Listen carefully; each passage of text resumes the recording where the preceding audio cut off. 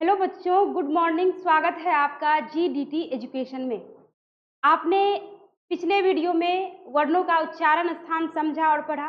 आइए अब इससे आगे का जो पार्ट है समझिए। अगला क्वेश्चन है, श्वास वायु की मात्रा के आधार पर व्यंजन के कितने भेद हैं। ठीक है, तो श्वास वायु की मात्रा के आधार पर व्यंजन के जो है दो भेद हैं, जिसमें पहला हो गया आपको अल्प प्राण और दूसरा हो गया महाप्राण। अब समझिए कि अल्प प्राण क्या है। जिन वर्णों के उच्चारण में श्वास वायु की मात्रा कम होती है या जिन व्यंजनों के उच्चारण में हकार की ध्वनि नहीं सुनाई पड़ती है। किसकी ध्वनि? हकार, यानी हम बोलते हैं तो अंत में जैसे लगता है कि हो आ जाता है, तो कहता है हकार की ध्वनि नहीं सुनाई पड़ती, उन्हें अल्प प्राण कहते हैं। जैसे जैसे दिया है प्रत्येक वर्ग का प्रथम तृतीय पंचम। तो प्रत्येक वर्ग कितने हैं बच्चों? 5। कवर्ग से कवर्ग है ना। अरे पांचों वर्ग में कितने अक्षर हो जाते हैं? 25 अक्षर हो जाते हैं। तो यहाँ पे कह रहा है प्रत्येक वर्ग का प्रथम। तो प्रथम क्या होगा बताइए तो? क। तृतीय क्या होगा? ग। और पंचम क्या होगा? अंग। और अंतःस्थ कितने हैं? कौन कौन? यर लव। गुड, यर लव। अंतःस्थ तो पते हैं, अंतःस्थ हो गया आपको यर ल और व। ठीक है, तो इसमें समझ गए ना। जैसे क वर्ग में हो गया क ग अंग, तो च वर्ग में हो जाएगा च, तीसरा क्या हो जाएगा ज, और पांचवा क्या हो जाएगा य। ट वर्ग में ट, तीसरा सॉरी ड, और पांचवा न। इसी तरह त और प में इसी तरह होगा। अब इसमें ये तो आप समझ गए कि प्रत्येक वर्ग का प्रथम तृतीय पंचम। अब आपको समझना ये है कि इसमें कह रहा है कि कहता है कि जिन वर्णों के उच्चारण में श्वास वायु की मात्रा कम होती है या जिन व्यंजनों के उच्चारण में हकार की ध्वनि नहीं सुनाई पड़ती है उन्हें अल्प प्राण कहते हैं। तो अब समझिए कि इसमें कैसे नहीं सुनाई पड़ती है। जैसे में आप क उच्चारण करते हैं, ग उच्चारण करते हैं, च उच्चारण करते हैं, तो नॉर्मली क ग च, या आप च पढ़ेंगे तो कैसे पढ़ेंगे? च ज य। ट को कैसे पढ़ेंगे? ट ड न, ऐसे पढ़ेंगे, है ना। लेकिन क के बाद अगर ख आता है तो ऐसे नहीं पढ़ते हैं क की तरह एकदम जो है सामान्य रूप में। कैसे? क ख ग घ, ऐसे पढ़ते हैं। यानी क्या इसका मतलब ये हुआ कि ये जो आप ये जितने सारे वर्ण आपने अभी लिखाए हैं, है ना, इसमें इसका जब उच्चारण करते हैं तो कम समय लगता है और उसमें हकार की ध्वनि भी नहीं निकलती है। इसी को कहा जाता है अल्प प्राण। जैसे यहाँ पे दिया हुआ य र ल व, क्या हम ऐसे बोल सकते हैं यह र ल, ऐसे बोल सकते हैं? नहीं, उच्चारण गलत हो जाएगा। तो इसलिए यहाँ पे कहता है कि अंतःस्थ प्रथम तृतीय और पंचम आपको हो गया अल्प प्राण। क्लियर है? चलिए अब महाप्राण। ठीक इसका अपोजिट एकदम उल्टा है। इसमें दिया हुआ है कि जिन वर्णों के उच्चारण में श्वास वायु की मात्रा क्या हो? कम हो। इसमें दिया हुआ है अधिक हो। कहता है जिन वर्णों के उच्चारण में श्वास वायु की मात्रा अधिक होती है या हकार की ध्वनि सुनाई पड़ती है, ठीक है, उसे कहते हैं महाप्राण। समझे आप? अल्प प्राण में था कि हकार की ध्वनि नहीं सुनाई पड़ती है, लेकिन महाप्राण में है कि हकार की ध्वनि सुनाई पड़ती है। जैसे में देख लीजिए प्रत्येक वर्ग का द्वितीय चतुर्थ और ऊष्म। ऊष्म कितने हैं बच्चों? फटाफट बताइए। 4 कौन कौन? तालव्य स, मूर्धन्य स, दंत स, ह। ठीक है, ये 4 ऊष्म व्यंजन है। ठीक है, तो आप यहाँ पे देख लीजिए, कहता है कि जिसमें हकार की ध्वनि हो या फिर श्वास वायु की मात्रा अत्यधिक हो यानी अधिक हो, ठीक है, उसको कहेंगे महाप्राण। ठीक है, अब जैसे उच्चारण करके देखिए। जैसे क वर्ग का द्वितीय क्या हो गया? ख। चतुर्थ क्या हो गया? घ। जैसे च वर्ग का द्वितीय क्या होगा? छ। आपको द्वितीय क्या हो जाएगा? ठ। अच्छा, चतुर्थ ट ठ ड ढ। अब उच्चारण करके देख लीजिए। क के बाद क पढ़ते हैं क, और ख को पढ़ते हैं ख। क को नॉर्मली ग सामान्य रूप में और घ को पढ़ते हैं घ। ऐसे क ख ग घ अंग, ऐसे पढ़ा जाता है ना। ऐसे नहीं कि क ख ग घ अंग, ऐसे नहीं। यानी आपके में सबका अपना अपना महत्व है ना। तो यहाँ पे जैसे कैसे पढ़ते हैं? च छ ज झ य, ट ठ ड ढ न, यानी उच्चारण गलत है। प्रत्येक अक्षर का अपना अपना स्थान है, प्रत्येक अक्षर का उच्चारण का जो है अपना अपना तरीका है ना। तो यहाँ पे च ही पढ़ेंगे तो च छ ज झ य। ट ठ लग रहा है ठ बोलते हैं तो हो आ रहा है, ड ढ, लग रहा है कि बोल रहा है तो अंत में ह आ रहा है ना। तो यानी उच्चारण में लगे कि ह की ध्वनि सुनाई पड़ती है या फिर उसके जो है श्वास वायु की मात्रा अत्यधिक हो यानी अधिक हो, उसको कहेंगे महाप्राण। समझ गए? कहीं दिक्कत? चलिए आगे। अगला है संपूर्ण स्वर और व्यंजन वर्णों को स्वर तंत्रियों में कंपन के आधार पर कितने भागों में बांटा गया है? तो कंपन के आधार पर 2 भागों में। अब हम कुछ बोलते हैं तो बोलने के क्रम में भी कंपन होता है, यानी कहीं ऐसा अक्षर है उसमें तो दिया था हो नहीं हो अल्प प्राण महाप्राण में, लेकिन इसमें दिया है कि कंपन, यानी हम बोलते हैं तो जैसे लगता है कि कंपन हो रहा है, घर्षण हो रहा है ना। तो यहाँ पे कह रहा है कि 2 भागों में बांटा गया है। इसमें पहला है घोष वर्ण और दूसरा हो गया अघोष वर्ण। घोष वर्ण किसे कहते हैं? जिन वर्णों के उच्चारण में स्वर तंत्रियों में कंपन होता है, ठीक है। इसी का ठीक उल्टा है अघोष, कि जिन वर्णों के उच्चारण में स्वर तंत्रियों में कंपन नहीं होता है, यानी कंपन होगा तो घोष और कंपन नहीं होगा तो अघोष। समझ गए ना? अब देख लीजिए उदाहरण समझिए, जैसे प्रत्येक वर्ग का तृतीय यानी ग, छ में ज, जैसे ज बोलते हैं, हो रहा है ना घर्षण, होगा ना। जैसे चतुर्थ पंचम य र ल व और ह, य र ल बोलते हैं तो लगेगा कि आपको कंपन हो रहा है, आवाज है ना। तो कहने का तात्पर्य कि कहता है जिसमें कंपन हो उसको कहेंगे सघोष या फिर घोष, और जिसमें कंपन नहीं हो उसको कहेंगे अघोष। जैसे प्रथम, जैसे द्वितीय, जैसे तालव श, मूर्धन स, दंत स। समझ गए?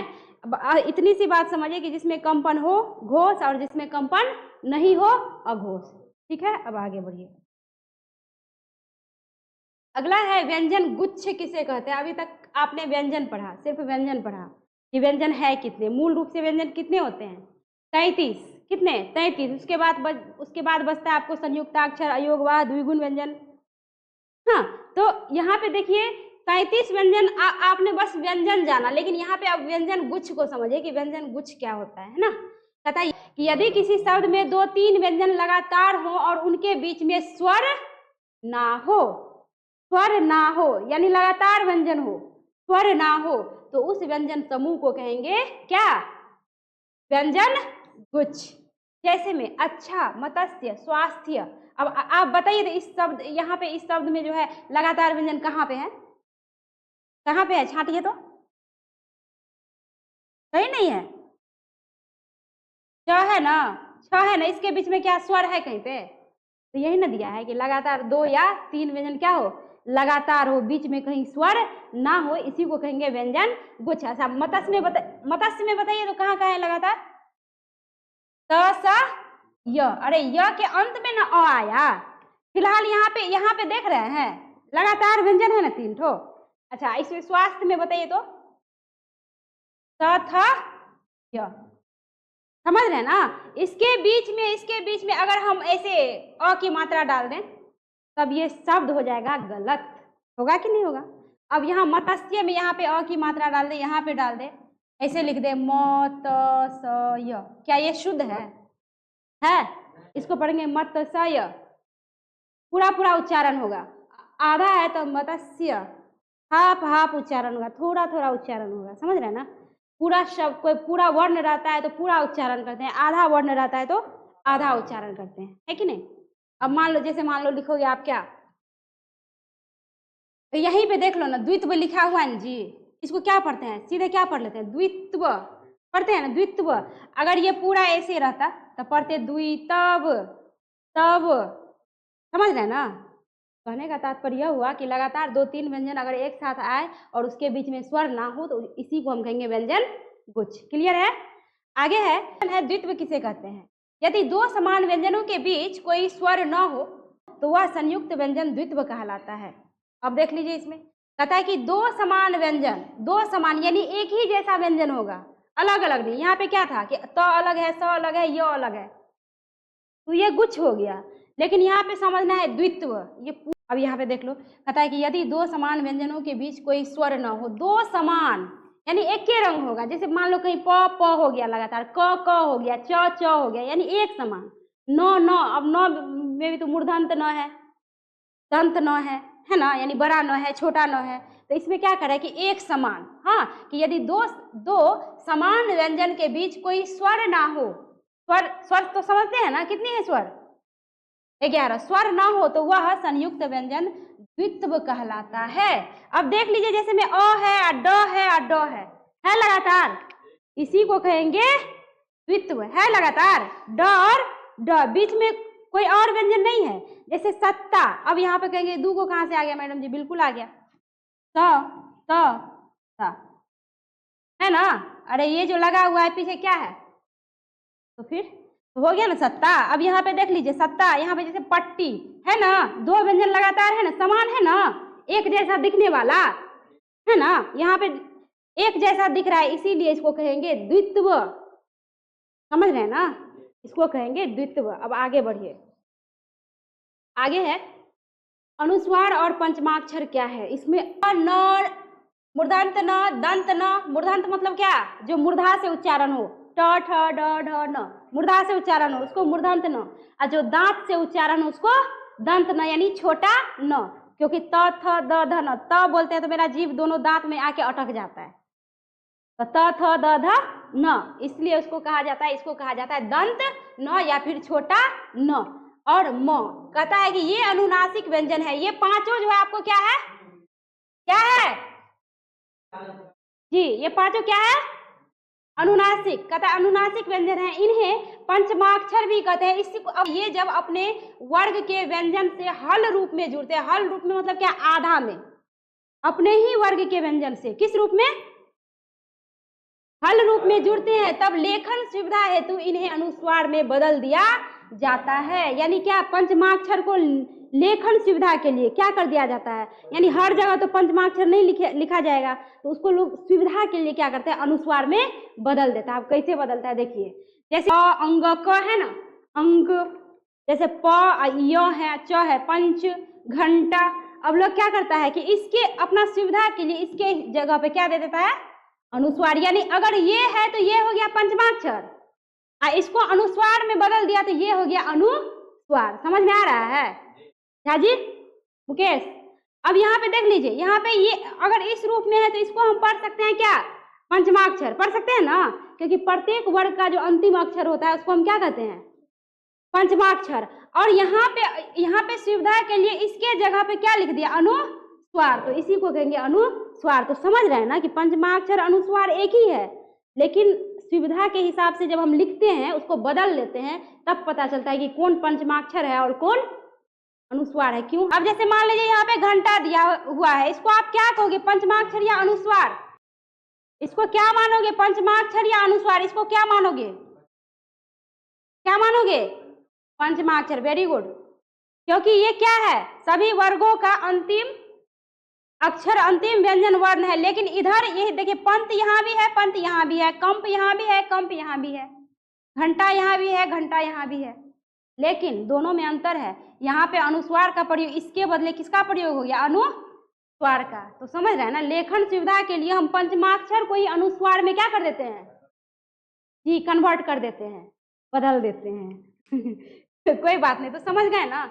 इसी तरह देख लीजिए, यहाँ भी है ना, ये हो गया आपको क्या क्या मानेंगे इसको? पंचमाक्षर या अनुस्वार? पंचमाक्षर। इसको क्या मानेंगे?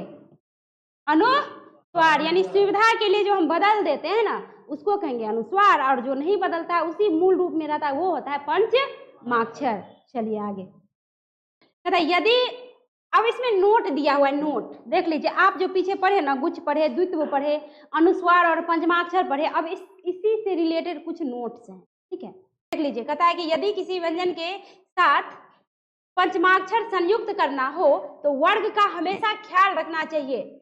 कहता है एक वर्ग के साथ दूसरे वर्ग के पंचमाक्षर को संयुक्त नहीं करना चाहिए। समझ रहे हैं कुछ? एक वर्ग के साथ दूसरे वर्ग के पंचमाक्षर को संयुक्त नहीं करना चाहिए। जैसे में देख लीजिए, यहाँ पे न है, यहाँ पे क है, क्या आप इसको शुद्ध मानेंगे? इस शब्द को सोच के बताइए, शुद्ध है या अशुद्ध है? अशुद्ध है। यहाँ पे ऐसे होना था, ऐसे होना था, या फिर ऐसे होना था ना। अरे पहले ऐसे ही ना लिखते थे, अब सुविधा के लिए ना इसके जगह पे क्या दे देते हैं? अनुस्वार देते हैं। लेकिन यहाँ पे न है किसी और वर्ण का, क है कि सॉरी न है किसी और वर्ग का, वर्ग का है, और क है किसी और वर्ग का। तो ऐसे में ऐसे आप लिखते हैं, यानी आपका शब्द क्या है, अशुद्ध है। क्या है, अशुद्ध है। समझ रहे हैं ना कि शुद्ध और अशुद्ध कैसे लिखा जाता है। अब देख लीजिए, ऐसे जैसे लिखे अंक, क्या ये शुद्ध है, क्यों शुद्ध नहीं है, क्योंकि ये किसी और वर्ग का है और ये किसी, और यहाँ पे एक ही वर्ग का होना है। या तो आप अंगा हलंत दीजिए, ये नहीं देना है तो आपको ऊपर में अनुस्वार देना है, तब शब्द क्या होगा, शुद्ध होगा। समझ रहे हैं ना। लेकिन अलग अलग, अगर अलग अलग वर्ग का है तो उसको हम क्या मानेंगे, गलत मानेंगे। ठीक है। अब आता है कि किसी शब्द में दो भिन्न पंचमाक्षर या किसी पंचमाक्षर, दो भिन्न पंचमाक्षर, दो भिन्न यानी अलग अलग। नौ भी हो गया पंचमाक्षर ही, क्योंकि नौ भी अंत में ही आता है, और मौ भी हो गया आपको क्या, पंचमाक्षर, क्योंकि मौ भी अंत में आता है। तो कहता है कि दो भिन्न पंचमाक्षर या किसी पंचमाक्षर का द्वित्व, द्वित्व मतलब क्या, दो व्यंजन वर्ण एक साथ उतरे। तो कहता है कि किसी पंचमाक्षर का द्वित्व हो तो अनुस्वार का प्रयोग नहीं होके, यानी यहाँ पे अनुस्वार का प्रयोग उन्नति में ऐसे नहीं लिख सकते हैं, ऐसे लिख सकते हैं। देख लो, इस उन्नति को क्या उ न आकेंगे, एगो न के बदले अनुस्वार देते हैं, क्या ये शुद्ध है, ऐसे हो सकता है। इसे कहता है कि तो यही न कह रहा है कि अगर द्वित्व हो तो अनुस्वार का प्रयोग नहीं होगा। पंथा पे सम्मति है, क्या हम ऐसे लिख सकते हैं, ऐसे लिख सकते हैं, नहीं लिख सकते हैं। ये लिखना क्या हो जाएगा, गलत हो जाएगा। यहाँ पे पंचमाक्षर का ही प्रयोग होगा, म और म का ही प्रयोग होगा। आया समझ में। चलो अब अक्षर दो भिन्न, यहाँ देखो दो भिन्न पंचमाक्षर है, यहाँ पे देखो, यहाँ पे देखो दो भिन्न पंचमाक्षर है, न और म क्या है, भिन्न है। समझो बात को, ये दो क्या है, भी। अब इसको भिन्न है तो क्या आप कैसे लिख सकते हैं। नोट नंबर 3 कहता है जिन शब्दों के पहले सम उपसर्ग, सम उपसर्ग, उपसर्ग का मतलब क्या, पहले लगता है कि अंत में, पहले लगता है। कहता है सम उपसर्ग लगता है वहां म हलंत के स्थान पर अनुस्वार का प्रयोग होगा। म हलंत के जगह पे किसका प्रयोग हो जाएगा, अनुस्वार का। जैसे है सम जोड़ यम, सम जोड़ यम, तो आपके क्या यहाँ पे क्या होगा, इसके बदले में हम किसका प्रयोग कर सकते हैं, सम जोड़ यम बराबर क्या हो गया, संयम। जैसे सम जोड़ वा, तो क्या इस म के बदले यहाँ पे अनुस्वार का प्रयोग कर सकते हैं, क्यों कर सकते हैं, क्योंकि यहाँ पे क्या लगा है, सम उपसर्ग। क्या है, सम उपसर्ग। तो सम उपसर्ग है तो इसलिए हम न के बदले यहाँ पे अनुस्वार का प्रयोग कर सकते हैं। जैसे सम जोड़ सार, तो ये म के बदले हम म हलंत के बदले, यहाँ दिया है ना जी कि म हलंत के स्थान पे आप अनुस्वार का प्रयोग क्या कर सकते हैं, कर सकते हैं। तो म के स का स रहेगा, अब म के बदले अनुस्वार दे दिया, जो बच गया उसको आगे क्या किए, लिख दिए। अब समझ में आया। अगला क्वेश्चन है, अनुतान किसे कहते हैं। कहता है अनुतान उस सुर लहर को कहा जाता है जिसके कारण वाक्य और शब्द का अर्थ क्या हो जाता है, परिवर्तित हो जाता है, अर्थात बदल जाता है। मान लीजिए कोई शॉकिंग न्यूज आप सुनते हैं तो कहते हैं अच्छा ऐसे हो गया। अब कोई अच्छा काम क्या करता है तो क्या कहता है, अच्छा बहुत अच्छा काम किया तुम। लहजा बदल रहा है ना बोलने का। आपको कोई आराम से बुलाए किसी काम के लिए तो आप क्या कहते हैं, हाँ आते हैं। गुस्सा चढ़ा हो तो क्या कहता है, हाँ आते हैं, रुको ना थोड़ा सा, बदल रहा है ना। स्थिति समय के अनुसार जो मेरा लहजा क्या हो जाता है, बोलने का बदल जाता है, उसी को कहा जाता है अनुतान। तो इसलिए कहा गया अनुतान उस सुर लहर को कहा गया है जिसके कारण शब्द और वाक्य का अर्थ क्या हो जाता है, परिवर्तित हो जाता है। समझ गए। अगला है बलाघात। कहता है शब्द उच्चारण के समय किसी खास स्वर पर, किस पर, स्वर पर बल देना हो, क्या देना हो, बल देना हो, तो उसे ही हम क्या कहेंगे, बलाघात या स्वराघात। जैसे कौन सा ऐसा खास जो है आपको यहाँ पे कहता है स्वर है जिसपे हम बल देने को ही कहते हैं बलाघात या फिर स्वराघात। यहाँ पे जैसे दिया है तुम नहीं पढ़ोगे, ये सामान्य अवस्था है, तुम नहीं पढ़ोगे। आप लोग पढ़ रहे हैं शांति से, तो मान लीजिए थोड़ा सा बदमाशी किया तो हम क्या कहते हैं, नहीं पढ़ोगे, शांति से पढ़ो ना। मान लो कहेंगे पढ़ोगे नहीं, बस हल्ले करोगे, कोई बच्चा पढ़ेंगे, तो ऐसे में टीचर का दिमाग क्या हो गया, गरम हो गया। तो पहले तो कहता है कि पहले तो क्या कहता है प्यार से, तुम नहीं पढ़ोगे क्या, बस हल्ला करोगे, प्यार से बोल रहा है। जब बच्चा कहता है नहीं पढ़ेंगे, कोई मान लीजिए बेसी हेहर थेतर बच्चा है, नहीं पढ़ेंगे, अब टीचर को गुस्सा चढ़ा तो क्या कहता है, तुम पढ़ोगे नहीं या फिर तुम नहीं पढ़ोगे। नहीं पे बल पड़ रहा है ना, यहाँ पे गुस्सा में क्या कहता है, तुम नहीं पढ़ोगे, नहीं पे बल पड़ रहा है ना, तो इसी को कहा जाता है बलाघात या स्वराघात। समझ रहे हैं आप? सामान्य में तुम नहीं पढ़ोगे और असामान्य में कहते तुम नहीं पढ़ोगे, यही होता है बलाघात। यानी किस पे, तुम तुरंत बोल दिया, नहीं में थोड़ा सा क्या लिए, समय लिए, बल दिए, तुम नहीं पढ़ोगे, नहीं पे थोड़ा सा क्या दिए, बल दिए, तो इसी को कहा जाता है स्वराघात। यानी बल जहां पे पड़ जाए जिस स्वर पे, उसी को कहते हैं स्वराघात या बलाघात। क्लियर? अब आपका अंतिम है संगम किसे कहते हैं। कहता है दो पदों के बीच, दो पदों के बीच, कहता है मौन विराम को, यानी कोई विराम ना हो। मौन विराम मतलब कोई विराम ना हो, बिना विराम के, बिना विराम चिन्ह के। तो कहता है कि दो पदों के बीच मौन विराम को ही क्या कहते हैं, संगम। विराम लगे कि जैसे मौन विराम है, वहां पे कुछ देर रुके हैं, तो कहा जाता है विराम। अब जैसे में समझ लो, अगर देख रहे हैं ना, क्या कहेंगे, जिसे जा जा पानी ला, यानी हम कह रहे हैं कि पानी लेके आ। अगर ऐसे हम लिख दें जा पानी ला, इसका क्या मतलब हुआ, इसका तो अर्थ का कुछ अलगे अर्थ हो गया। चलो और भी कुछ जोड़ देते, ए जा पानी ला, ए जा पानी ला। अब देखो यहाँ पे अगर रुक गए, जा पानी ला तो मतलब पीने की चीज ला, और यहाँ पे कहते हैं कि जा पानी ला तो मतलब कोई जापान का व्यक्ति है जिसको हम कहते हैं जापानी ला, ये सामान दे। आ गया ना, अंतर आ गया ना। हम क्या समझाना चाह रहे हैं, समझ रहे हो ना, अंतर आ रहा है ना। यानी यहाँ पे थोड़ा सा विराम लेते हैं तो कुछ अलग अर्थ हो गया, और विराम नहीं लेते हैं तब कुछ अलग अर्थ हो गया। इसी को जहाँ पे विराम लेते हैं उसी को कहा जाता है संगम। समझ रहे हैं ना।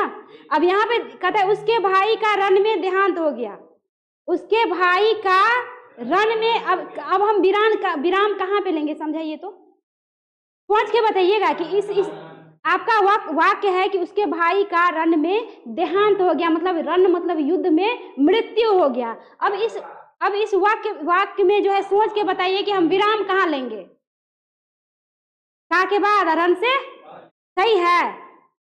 कहेंगे कि उसके भाई का रण में देहांत हो गया, यानी युद्ध में मारा गया, मर गया। तो यानी यहाँ पे हम विराम लिए, यहाँ पे क्या लिए, विराम लिए। इसी विराम यानी रुकने की क्रिया को कहा जाता है संगम। समझ रहे हैं, समझ गए ना। तो आपका ये वर्ण विचार चैप्टर क्या हो गया, खत्म हो गया। और बहुत जल्द इसी चैप्टर से शुरू से लेके अब तक जितना पढ़ा है ऑब्जेक्टिव क्वेश्चन जो है पुनः लेके आएंगे, और ऑब्जेक्टिव क्वेश्चन का सिर्फ टेस्ट होगा, जवाब देना पड़ेगा आप लोगों को। समझ में आ रहा है जी। तो आपका वर्ण विचार चैप्टर आज खत्म हुआ। मैं अगले वीडियो में शब्द विचार यानी चैप्टर लेकर आऊंगी। मैं इससे पहले ये भी कहना चाहूंगी कि इस वर्ण विचार चैप्टर में आपने जितना पढ़ा, मैं बहुत जल्द इसी से रिलेटेड क्वेश्चन लेकर आऊंगी। तो आप लोग भी तैयारी करके रखिए कि जब क्वेश्चन अराइज किया जाएगा तो तब आप लोग को कमेंट में जवाब लिखकर भेजना होगा। ठीक है बच्चों, तो मिलती हूँ अगला चैप्टर लेकर।